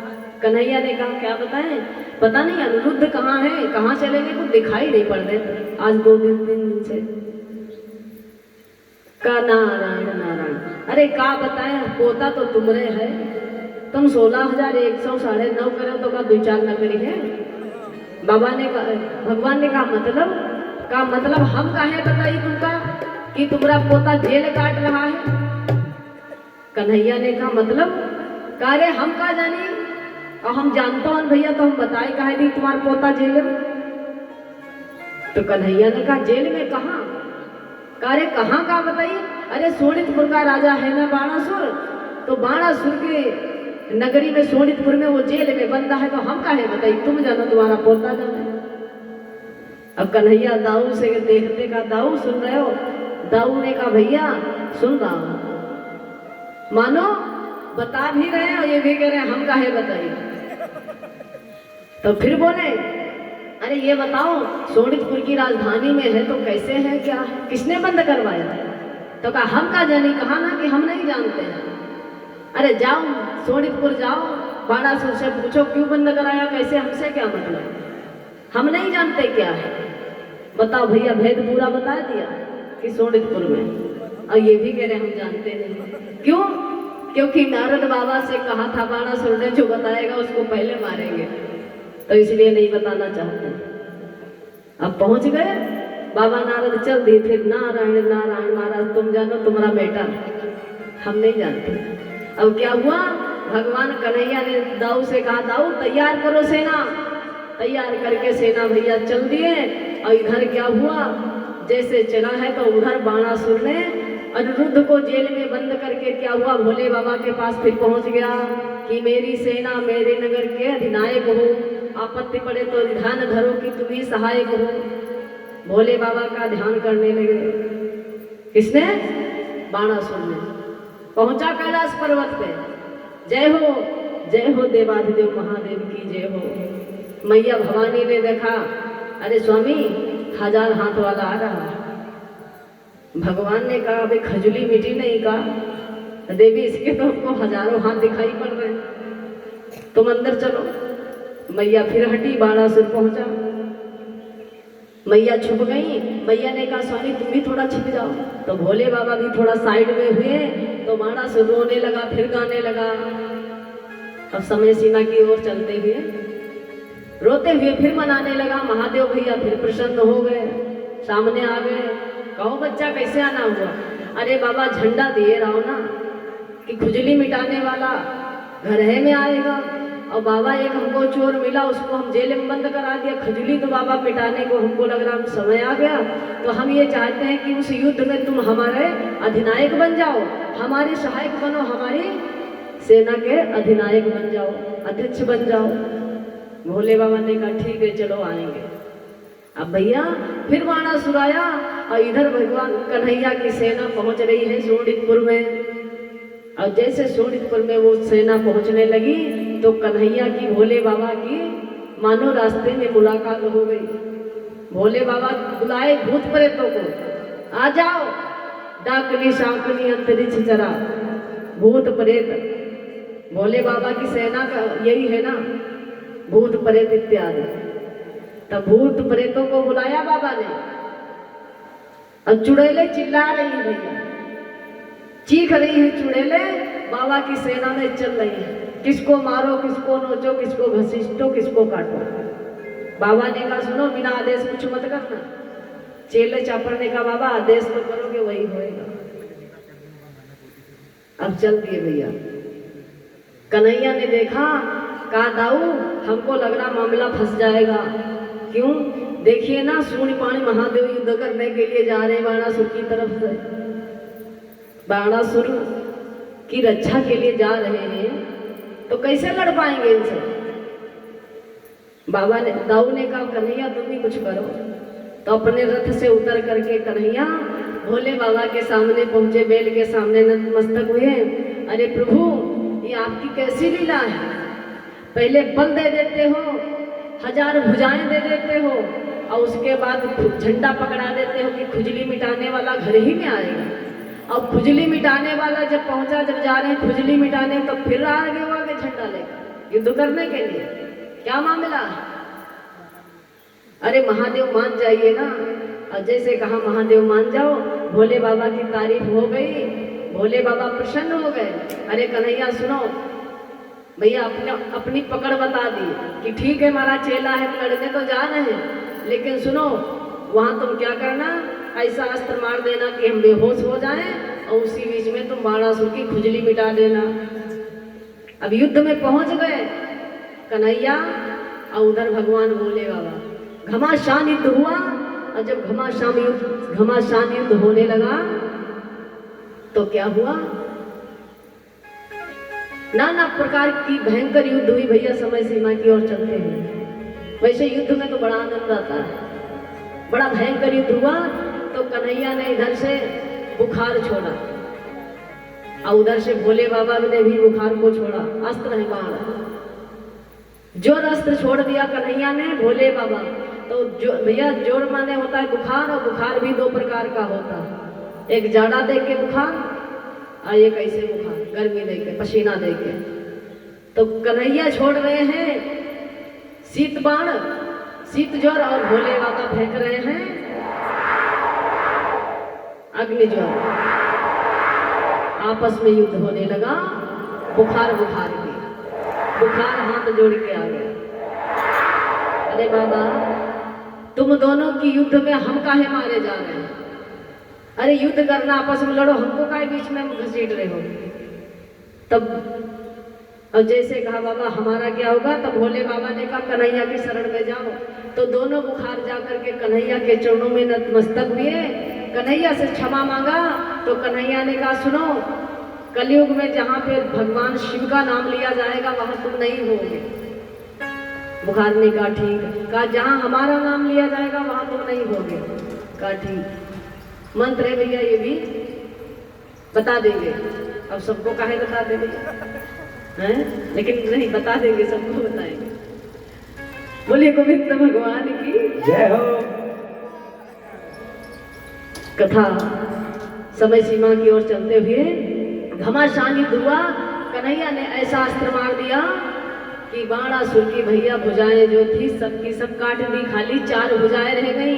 तो बाणासुर रोने लगा, अरे भोले बाबा युद्ध करो ना, देखो हमको कन्हैया सारी सेना विनष्ट कर दिए, हमारी सारी भुजाएं कट गई हैं, अब 4 भुजाएं बची हैं। अब भोले बाबा भांग के नशे में मस्त है। अब मस्त थोड़ी है भैया, वो तो कन्हैया की उनकी चाल थी। भोले बाबा ने बोले नहीं, जाकर के बाणासुर ने जगाया, बाबा चलो ना उधर ही, 2 रात तुम सो रहे हो। बाबा को होश नहीं, 4 भुजाएं बची हैं भाई। फिर कन्हैया की तरफ देखा, 2 भुजाएं काहे छोड़ दी इसके, किसी दिन आएगा फिर कहेगा बाबा खुजली मिटाओ, 2 भुजाएं फिर काटो। तो कन्हैया ने फिर अस्त्र छोड़ दिया, 2 भुजाएं भैया फिर कट गई। अब शेष 2 भुजाएं बची। अब जैसे 2 भुजाएं बची तो बाणासुर गिड़गिड़ाने लगा, भोले बाबा के पास पहुंचा। भोले बाबा ने कहा सुनो, हमारा उपाय कोई नहीं है, कन्हैया के पास जाओ, खुजली मिट गई। कहा हाँ गुरु महाराज, खुजली तो मिट गई। कहा अब गुरु महाराज एक ही चेष्टा है कि हम चाहते हैं कि उषा का अनिरुद्ध का विवाह हो जाए। तो इसलिए उषा का अनिरुद्ध का विवाह हुआ। कन्हैया और बाणासुर समधि हो गए। अब भैया जब समधि बन गए तो समधि में भैया गारी गाई जाती है ना, गाली गाई जाती है। तो गाली, अब समधिन गाली दे रही है कन्हैया को, कहने लगे अरे वो समधि। कन्हैया ने कहा हाँ तुम बड़े खराब। कन्हैया ने कहा हम काहे खराब, अरे खराब ना होते पूरी सेना को मार दिया, इतने हाथ थे सब कट गए। तो कहा वो तो ठीक है, तो गाली दे रही है। अब भैया बिहान में गाली दी जाती है, दी जाती है ना। तो गाली क्यों दी जाती है बताओ भैया, बिहान गाली काहे दी जाती है, बिहान गाली काहे दी जाती है? दहेज पूरा ना है भैया, हमारे का दहेज ना पूरा भैया। हमारी समझम तो इके मारे गाली दी जाती है कि भोजन जब बनता उसी समय गाली दी जाती है। कहते हैं जो मंडप होता ना, मड़वे का भात खिलाया जाता है, तब गाली दी जाती है। तो हमारे पूर्वजों ने शायद इसलिए सब कुछ बना के तैयार किया है, यानी कोई भी नियम कि खाना खाते समय पता चले दाल में भैया नमक तेज है, सब्जी मिर्चा तेज है, और यहाँ माताएं गारी गारी, तो वहाँ कोई बतलाए कि नमक तेज दाल या मिर्चा तेज, तो यहाँ तक सुनाई ना पड़े, तो इसलिए गाली दी जाती है। तो गाली दे रही, क्या कह रही है? आओ भैया 2 लाइन में गाली गा के।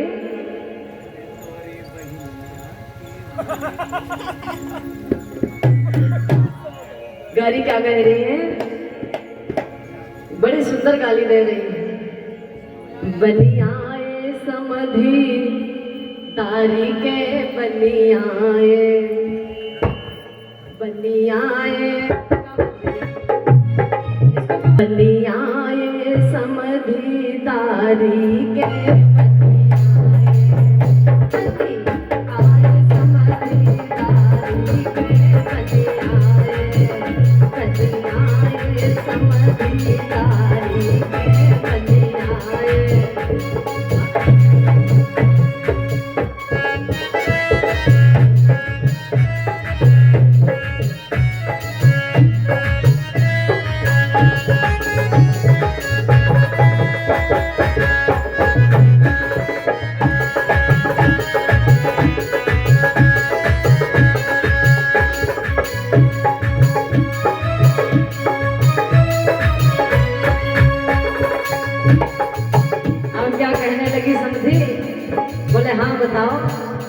अरे बाकी तो सब ठीक है, लेकिन एक कमी।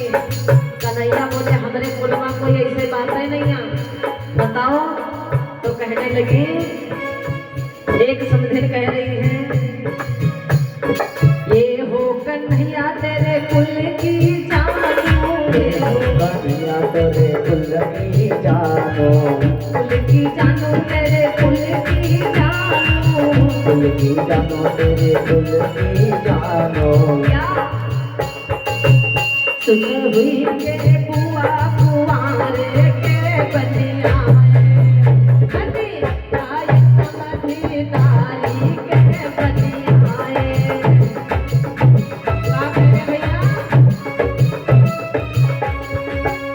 एक समझिन कहती कन्हैया एक ही कमी है, बाकी तो ठीक है का। तेरे कुल की क्या जानो कि सुत हुई के बुआ कुंवारे पे, किसके? कुंती के कुंवारे पे हुए थे भैया करण।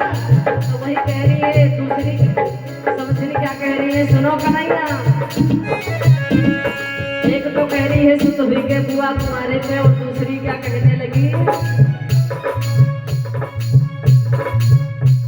आपस में दोनों बातें करने लगी हैं कन्हैया के बारे में। है कन्हैया अब ये नहीं बताना चाहते हैं, कहते हैं बड़े कुल वाले हैं, लेकिन यूं काहे नहीं कहते जिसका दूध पिए उसी को मार दिए।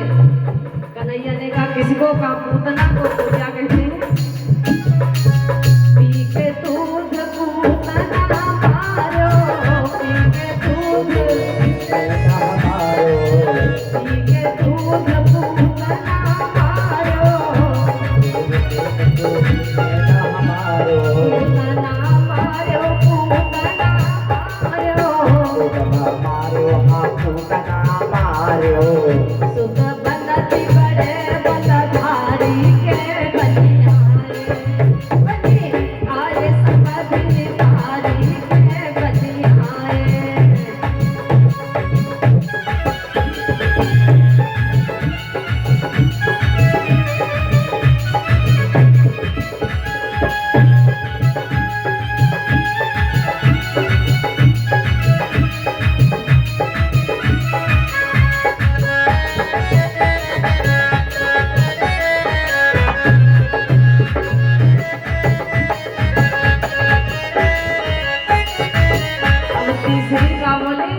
सुनो समझी तुम्हारे कई महतारी।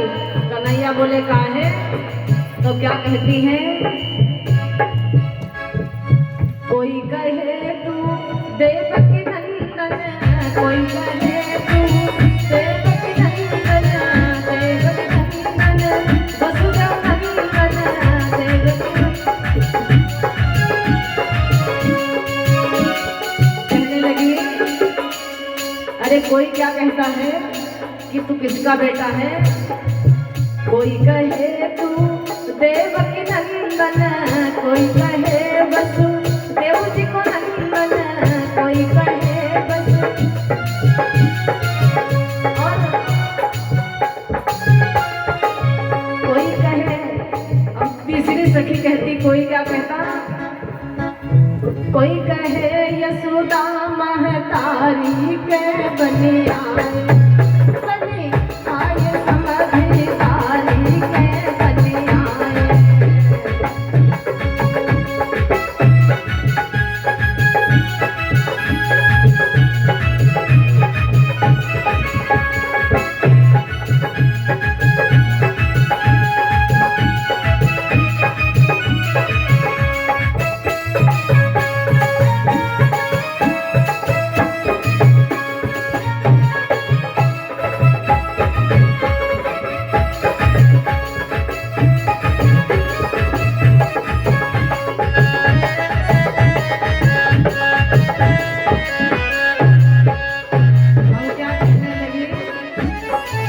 चौथे समझिन ने कहा सुनो कन्हैया। कहा समझिन बताओ। तो कहने लगे तुम हो बड़े झलिया। कन्हैया ने कहा काहे? तो बोले मथुरा जाए उपजा सकल पहिले, मथुरा जाए पूजा घर पहिले, हाँ पूजा घर पहिले।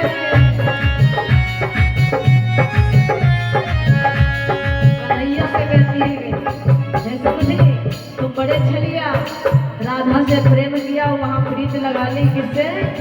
कुब्जा से। तो क्या हुआ, तुम राहु श्याम राधा प्यारी के बनिया रे, बने आए समझदारी के बनिया रे।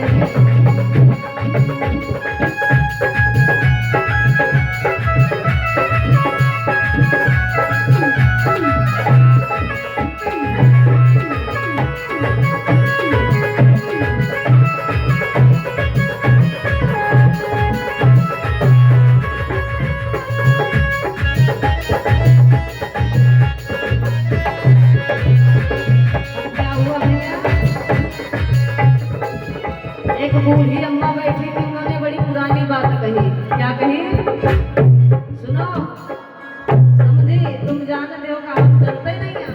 बोले क्या, बहिनी तुम्हारी जो है सुभद्रा, बहिनी तुम्हारी जो है सुभद्रा, जो है सुभद्रा।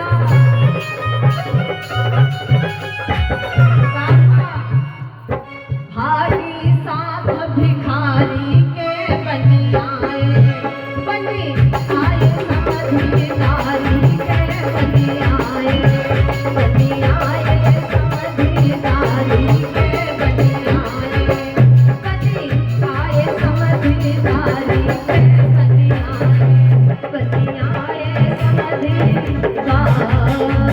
समझदारी। खड़े हो जाए भैया, बहुत समय